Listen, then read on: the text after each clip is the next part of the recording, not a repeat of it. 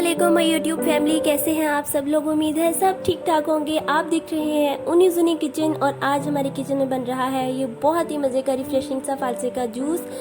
हर घर में गर्मियों में बनता है, डिफरेंट तरीके से बनता है। आज मैं भी आपको दो तरह के तरीके से बनाना सिखाऊंगी। तो चले पहले मेथड से देख लेते हैं। इंग्रेडिएंट्स की बात करें तो मैंने ले लिया है फालसा। आजकल आपको किसी भी शॉप से इजीली मिल जाएगा। 3 to 4 टेबल स्पून मैंने शुगर ले लिया है। हाफ से थोड़ा ज़्यादा मैंने काला नमक लिया है। आप इन दोनों चीज़ों को अपने हिसाब से एडजस्ट कर सकते हैं। देन आपको चाहिए बर्फ़ और पानी।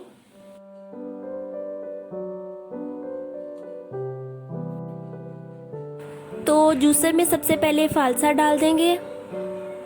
ब्लैक सॉल्ट इजीली मिल जाएगा, काला नमक भी कहते हैं, वो डाल देंगे। शुगर चली जाएगी और पानी आप डाल देंगे और इसको आपने ब्लेंड कर लेना है।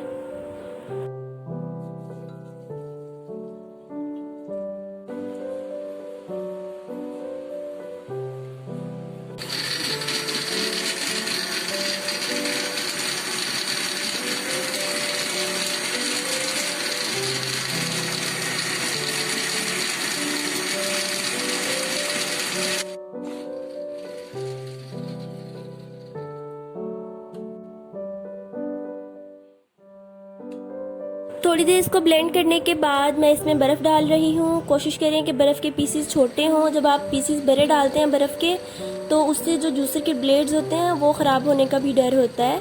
तो कोशिश क्या करें कि बर्फ़ के पीसीस छोटे हों। तो जनाब ये आपका जूस तैयार है। आप चाहें तो इसको इसी तरह रहने दें, वरना आप इसको छलनी से छान भी सकते हैं।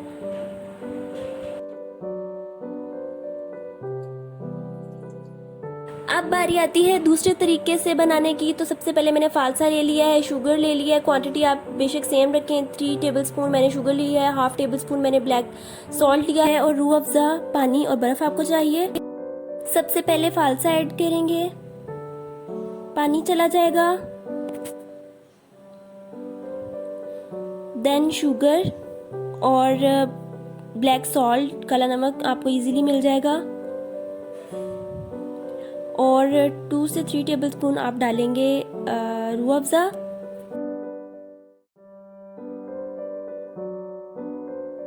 और इस सबको अच्छे से ब्लेंड कर लेंगे।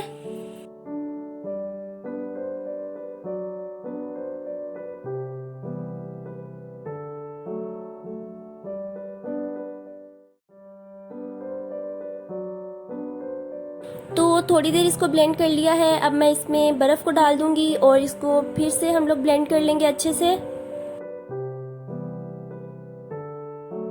तो ये जूस आपका तैयार है। आप चाहें तो इसको छलनी से छान सकते हैं। इसका कलर आप एंड पे देखिएगा कितना प्यारा पर्पल सा कलर आता है।